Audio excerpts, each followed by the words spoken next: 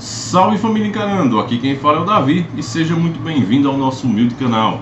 Eu espero que o áudio hoje esteja um pouco melhor, tá? Vou até colocar o microfone aqui. Um inscrito aí que eu quero agradecer desde já me disse que tem que colocar o nome, né, pra cima, para que ele pegue melhor. Mas enfim galera, como eu disse, eu não sou um especialista e eu vou melhorando aos poucos, como esse canal já mostra, né? Então família, eu queria nesse final de ano agora trazer um vídeo especial para vocês. Esse é o último sábado do ano que a gente se fala, né? Como se o mundo fosse acabar. Mas não, graças a Deus, pra semana a gente vai estar aqui de novo, mas só que não será mais 2018, será 2019. E eu queria trazer um vídeo sentimental para vocês, a gente fazendo tipo uma retrospectiva e pensando um pouco das nossas atitudes durante o ano todo, né? Desejar muita alegria e felicidade para todos, mas diante de uma notícia aqui que eu tive, eu não posso fazer isso, porque... Meus irmãos, eu sempre fiz o canal aqui para vocês, não por causa de audiência ou por causa de fazer por fazer. Eu sempre fiz colocando o máximo de sentimento possível nos vídeos e unido com informação. E dessa maneira eu não podia fazer diferente diante dessa matéria que vocês vão ver agora. É uma matéria que eu fico muito entristecido, porque a gente gosta de começar o país pensando assim, de uma forma mais otimista, né? Começar o ano no nosso país mais otimista. Mas a gente vê que realmente é difícil, muito difícil ser otimista diante dessas coisas que a gente vê que é um sistema, todo um sistema bem elaborado. Não é de hoje que o governo Temer, né, todo mundo sabe que foi um fracasso. O governo Temer, não pode se tirar nada de bom desse governo que teve aí. É outro, me desculpem até a palavra, mas é um ladrão que deveria ter sido preso, não sentado na cadeira presidencial. E só não foi porque a gente sabe que ele tem as costas quentes com a maçonaria. Quando se criticava a Lava Jato, e muita gente não entende, acha que é... Porque realmente também, de fato, estão certos. A esquerda vem com aquela... querendo defender bandido, né? Usar uma coisa que não tem nada a ver para defender outra. A esquerda faz isso e acaba colocando as pessoas mais dentro do engano. Tendo como eu posso dizer? Tendo a reação oposta do que eles queriam. Porque essa parada de manipular as pessoas como eles faziam antigamente acabou. O mundo mudou, velho. Agora o povo está melhor informado. É um ponto positivo. Porém, quando eles fazem isso, eles acabam jogando de novo as pessoas dentro do sistema. E, por exemplo, com essa Lava Jato, qualquer crítica real que existia era misturado também com esquerdismo. E qual é a crítica da Lava Jato? A Lava Jato fez mais ou menos assim, irmão. Esse prende, esse não. Esse não, esse prende, esse prende. Tipo... Não era uma lava-jato de verdade, vamos prender todo mundo que tiver, ou a mínima coisinha que tiver, vamos prender. Vamos botar bandido na cadeia. Não era assim. Era feito dessa maneira como eu estou dizendo a você. Esse sim, esse não. E dessa forma ficou um Temer de fora, ficou um Aécio Neves de fora. Caras que foram citados várias e várias vezes em esquema de corrupção, mas por ser amiguinhos dos poderosos, não foram presos. Então isso é uma coisa muito negativa. E não é papo de esquerda, não é papo de direita, é o papo da realidade, é o que está acontecendo. Como eu disse, aqui no Brasil, o sistema controla lado esquerda e lado direita, A e B. O povo sim é fiel e que briga por esses dois lados, mas eles não têm isso. Eles servem a nova ordem mundial e a nova ordem senta e fica vendo os dois lados se enfrentando para ver quem vai servir melhor a eles. Simples assim. E, como você sabe, o Michel Temer criou a reforma trabalhista. E agora é que o povo vai sentir a chibatada nas costas. O Bolsonaro já disse que vai dar seguimento a isso. Ele não vai mudar nada, vai seguir o que Temer fez. Inclusive, eu já mostrei vídeo aqui. Se eu encontrar, eu vou mostrar um trechinho aí para vocês.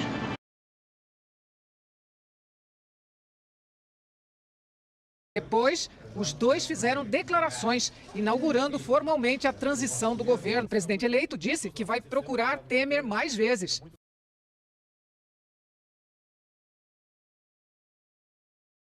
Ele falou claramente que qualquer governo que entrasse, tanto esquerda ou direita, teria que seguir quase que obrigatoriamente algumas das coisas que ele fez.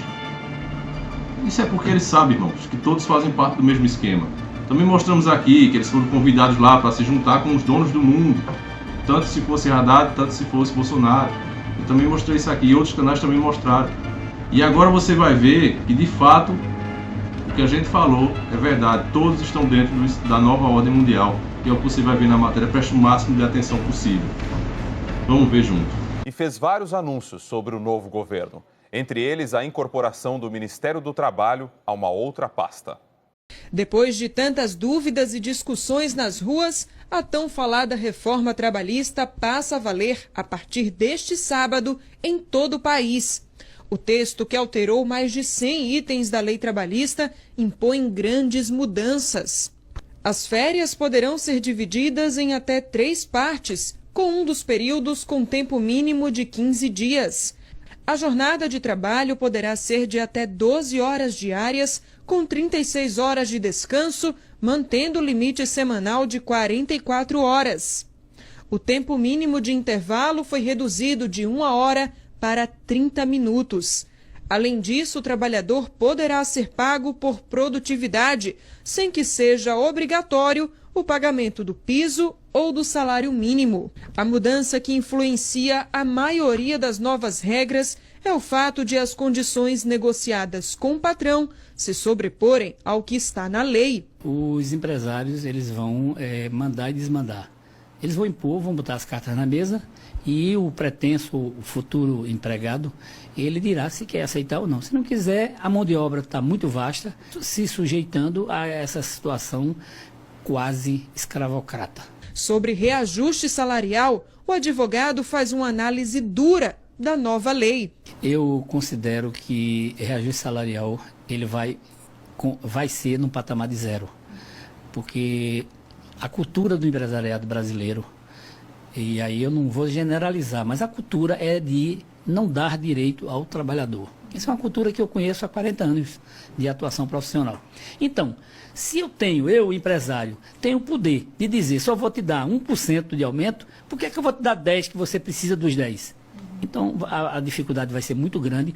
O advogado também reforça que é grave a exclusão do sindicato como representatividade das categorias. Ele também questiona a exclusão do judiciário na tomada de decisões que vão afetar os trabalhadores. O Poder Judiciário não pode ser excluído da apreciação de violações ao contrato de trabalho, ao direito do cidadão. E aí, ao direito do trabalhador. As mudanças valem para todos os trabalhadores que já estão empregados e para os novos contratos.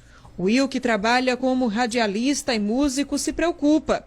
Professor de História por formação, ele pensa nas consequências da nova lei para quando for atuar na área de carteira assinada. Com certeza vai afetar não só a mim, como também a toda a classe trabalhadora, que é a base que sustenta o Brasil, né? Que constrói tudo.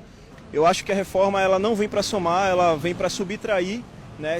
É uma conta que o Brasil deve, que não foi feita, é uma dívida que não foi feita pelos trabalhadores e que, infelizmente, o trabalhador passa a pagar essa conta a partir do momento que essa reforma começa a ser executada, né? Pois é, família, como você viu, contra fatos não há argumento, né? Precisou que eu interrompesse o vídeo, porque a própria mídia, ela mostrou um advogado aí falando a realidade, batendo a real. E é muito triste isso aí, você pode ver até pela minha fisionomia que realmente eu me entristeço, porque a maioria dos meus amigos, e eu também me considero assim, como uma pessoa pobre, né? Uma pessoa que não tem um poder aquisitivo grande. E eu comprei minha primeira motinha, meu primeiro carro, tudo juntando, economizando durante o ano, juntando com 13º, juntando com férias, para eu conseguir adquirir alguma coisinha, né? Para o cara também ter alguma coisa, por mínima que seja. E não, que foi umas 600 já vi, lógico que não, foi umas 150, motocinha 150. E o carro, qual foi o primeiro carrinho que eu comprei na época? Foi um Golzinho Bola 96.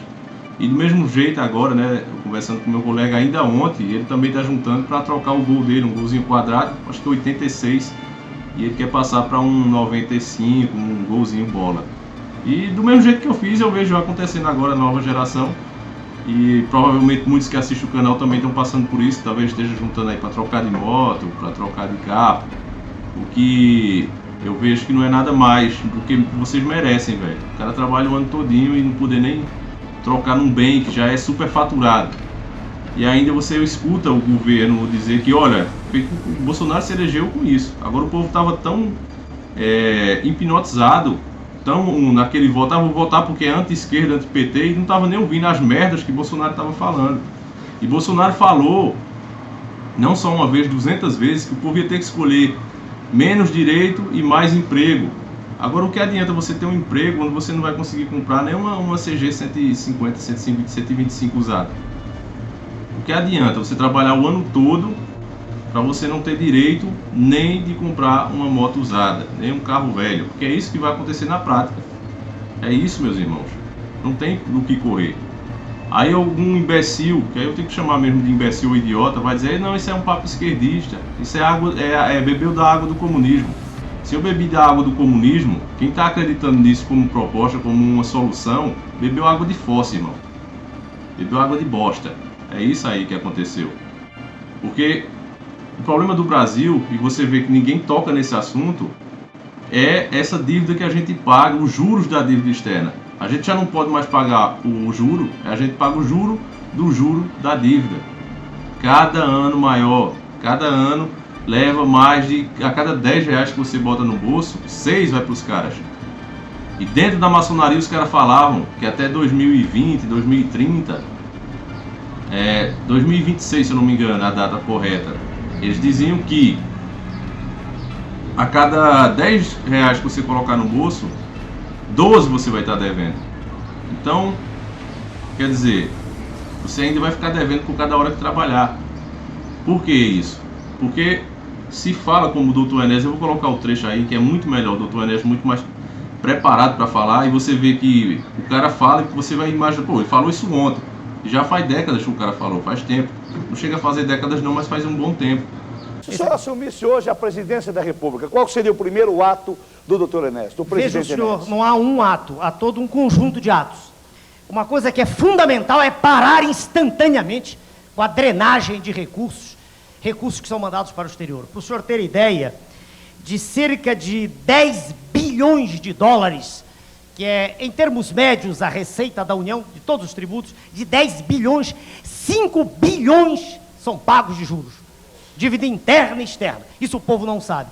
5 bilhões.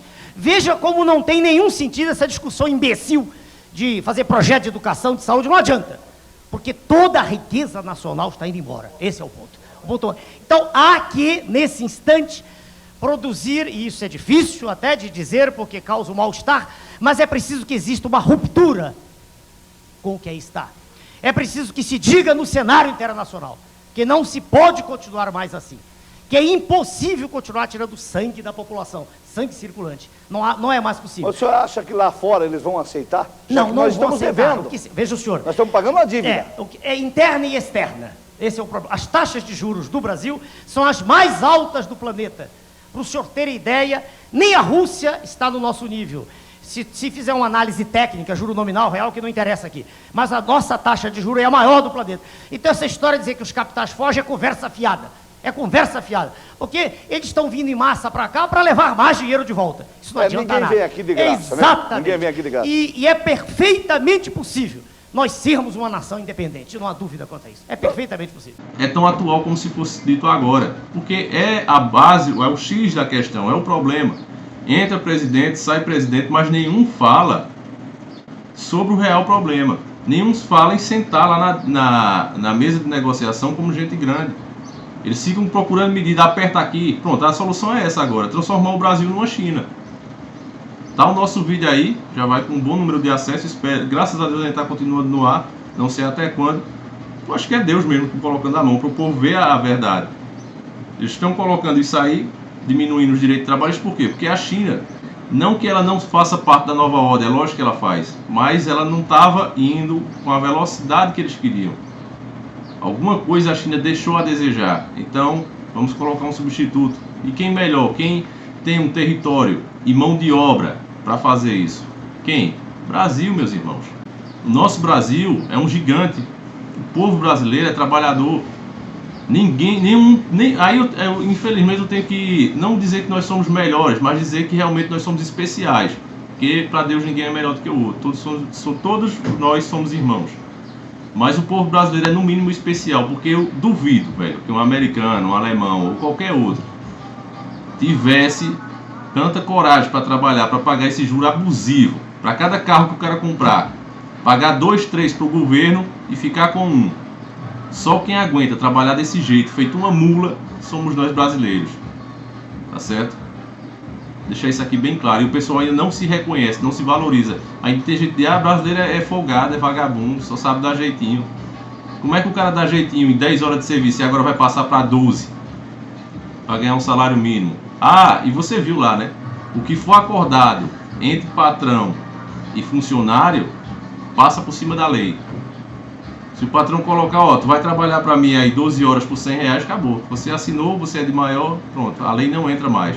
Então vai ser o quê? A lei do mais forte, a lei de quem tem mais. E era isso que Enéas tanto explicou durante a vida dele. Ele dizia, o Estado, o sistema fez agora um jeito das pessoas ser inimigas do Estado.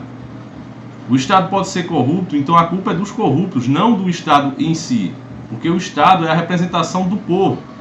Uma leis juntas e executadas através de pessoas escolhidas pelo povo, para que os direitos da população sejam sempre preservados, para que os ricos não se unam. Porque você acha que eu sempre mostrei isso aqui, você coloca 2 postos de gasolina, por exemplo, cada um de um patrão diferente. Você acha que os caras vão baixar o preço deles para tentar ganhar a freguesia do outro? Não, eles se juntam e dizem, mantém o teu aí, tu vai vender a quanto? R$4? Eu vendo a 4 também, pronto. O rico ele é inteligente, o empresário ele é inteligente, principalmente o internacional. Ainda existe uma competição quando é nacional. Mas quando é internacional, os caras simplesmente, eles pertencem à mesma família, velho. Procura aí a árvore genealógica das empresas, você vai ver que tudo vem de um canto só. A matriz desses caras liga e diz, é assim, assim, assim. Aí liga para outra suposta concorrente e diz, faz assim, assim, assim. Mas o povo não acredita nisso, isso é teoria da conspiração. E tantas outras teorias da conspiração, coisa de louco, de lunático, já se tornou realidade. Mas mesmo assim, um bando de gente burra continua acreditando nisso. Então vamos ver o trechinho, quando o Enéas fala qual é o real problema. Professor Bautista Vidal, eu acabei de ler o seu livro, O Esfacelamento da Nação. Eu não sei se eu fiquei indignado ou assustado. O que é que o levou a escrever esse livro extraordinário? Eu não entendia, doutor Enéas, como é que um país mais rico do planeta, potencialmente rico, tinha seu povo na miséria e a nação inviabilizada no seu futuro. Então eu resolvi fazer uma análise global das políticas que levaram a isso e terminei constatando que elas têm origem externa e elas fazem parte de um conjunto harmônico que leva necessariamente ao desastre. Por exemplo, nós produzimos hoje, apenas com 13% do território, alimentos para alimentar 500 milhões de pessoas. Nós somos apenas 145 milhões e temos 30 milhões submetidos ao genocídio da fome. Nós estamos matando 1.600 crianças por dia de fome, todos os dias. Genocídio mesmo. Todos os A dias. que o senhor atribui isso, professor? Quer dizer, como é que nós chegamos a isso? Isto, como eu falei, é resultado de um processo que foi se montando ao lado do tempo, de políticas vindas, em geral, de fora e com a conivência da nossa classe dirigente servil e que está levando... Exemplifique. Desculpe, para os nossos telespectadores, tem exemplos concretos. Vamos tomar no campo econômico. Isso. Por exemplo, o Brasil detém praticamente um monopólio do quartzo de primeira qualidade do planeta Terra. O quartzo é uma matéria-prima essencial para todas as atividades do campo eletrônico, microcircuitos, circuitos integrados, computadores. Nós vendemos esse quartzo, que nós já temos um monopólio mundial, por 40 centavos de dólar e depois, quer dizer, compramos o mesmo quartzo empacotado por 3.405 mil dólares. A energia do Cury, um outro exemplo, nos custa 42 dólares, o preço internacional é 52, entretanto nós vendemos a 10, 12, 7. Sim, isso é imposto. É imposto porque nós aceitamos. Evidente. Que os dirigentes aceitam. Evidente. Professor, uma conversa que anda por aí, badalada, todo mundo fala, é a questão do Estado mínimo. Como é que o senhor vê isso? Eu acho isso uma grande bobagem. Não existe Estado mínimo nem Estado máximo, existe o Estado necessário. O Estado é o instrumento institucional e jurídico de execução do projeto de um povo, do projeto nacional. Fale um pouquinho sobre isso, um projeto nacional. Projeto nacional é uma questão de atitude. Nós precisamos parar de dizer não, não. Não à inflação, não à miséria, não à corrupção. Nós temos que dizer sim. Sim ao pleno emprego, sim à produção das nossas riquezas, ao progresso da agricultura, da indústria, da educação, da tecnologia. O oposto que está aí, né, professor? Exatamente o oposto que está aí. Exatamente o oposto. Ainda, quando o senhor fala nisso, mostrando que o Estado tem que ser forte, quer dizer, né? Eu digo ao senhor o seguinte, essa história das privatizações não está inserida nisso, não? Não está dentro do contexto? Claro, claro. Porque ao mesmo tempo que as nações hegemônicas fortalecem os seus estados, eles querem destruir os estados das nações hoje dependentes. Então o processo de privatização está nesse contexto. E tem uns exemplinhos, Quer dizer, agora aqui, essas últimas. Por exemplo, o caso da Uzi Minas, né? A Uzi Minas, que é a segunda mais eficiente indústria siderúrgica do mundo, né? Quer dizer, é um patrimônio de 15 bilhões com B de dólares, e foi entregue por um valor que não vale um gol usado. Isso é um dado da Procuradoria-Geral da República que estudou detalhadamente a questão. É uma transferência de patrimônio. A transferência de patrimônio. Professor, existe um documento terrível, que eu sei que o senhor conhece bem. Fale um pouquinho para os nossos telespectadores dele. Fale sobre o Consenso de Washington. Bom, o Consenso de Washington sintetiza num documento onde todas essas ações. Ninguém pode dizer que desconhece.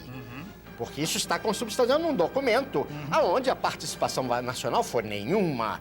Isso veio de fora, por isso se chama Washington. Imposto. Então, imposto. O processo de privatização, a reforma administrativa, a reforma fiscal, a reforma ilegítima da Constituição, a destruição, está tudo lá.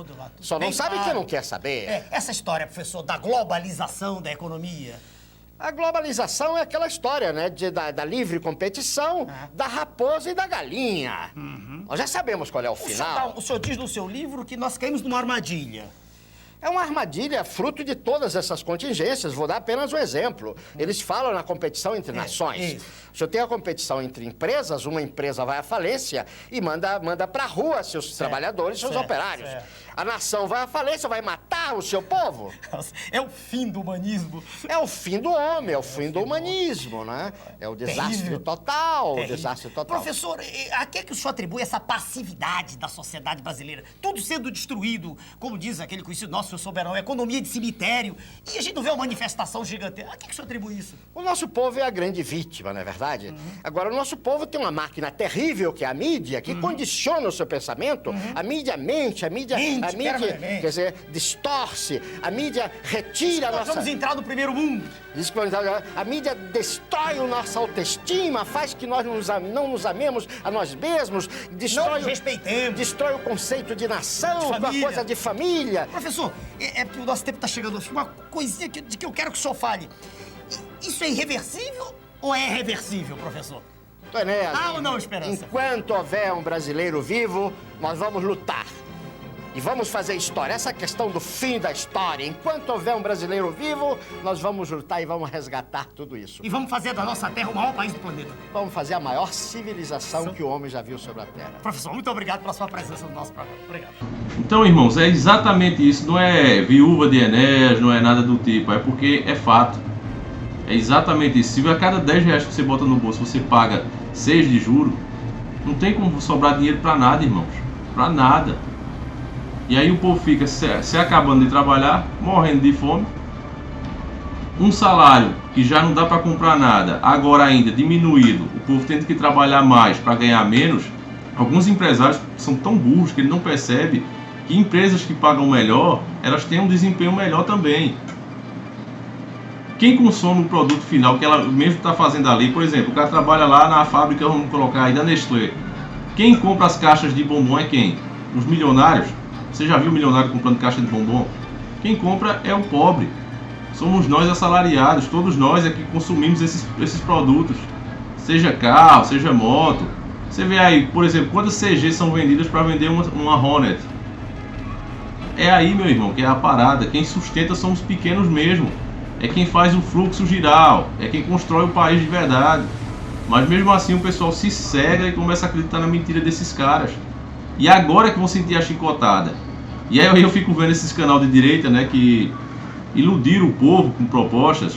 A gente aqui bateu a real. Disse entre esse e esse é melhor o que tá. Bolsonaro. Mas não quer dizer que isso seja bom.